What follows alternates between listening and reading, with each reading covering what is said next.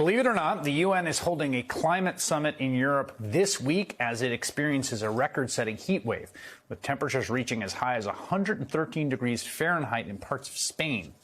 At the summit, the delegate from Spain pointed out the obvious connection between record temperatures and raging wildfires.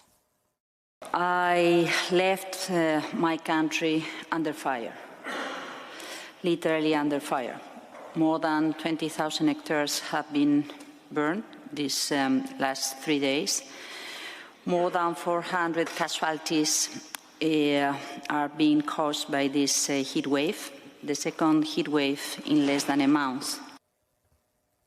It almost seems too obvious to point out, but it's worth it, because as climate continues to warm, not only will we have worsening heat waves, we will have them more often, and there is only so much heat human beings can take and function properly. And in places that are not built for this kind of heat, like much of Europe, the high temperatures are taking their toll. The death toll because of the heat for the past week in those two countries reads like a war bulletin. 650 people died in Portugal, 60 people died in Spain, tens of thousands of people evacuated due to forest fires in France as well. In fact, those numbers are even higher now. There are reports tonight as many as 1,100 people have died in just Portugal and Spain.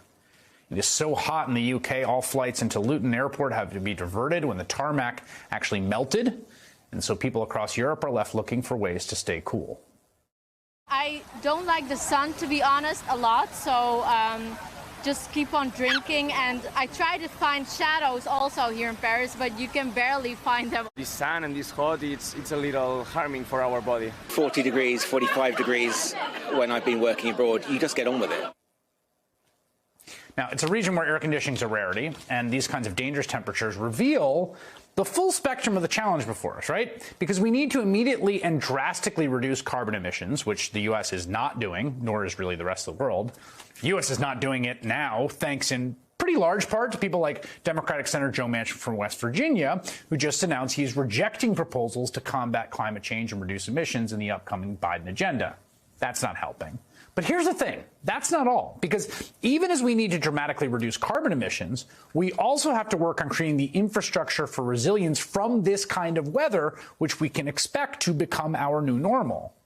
And there are countries doing their part. Countries like Italy are leading the way. Quote, if you live in Italy and want to insulate walls and windows and install a heat pump boiler or solar panels, the government will pay you 110% of the cost. In the first 8 months of this year, they have reduced emissions of CO2 from home heating by as much as they did in the last 20 years. Think of that.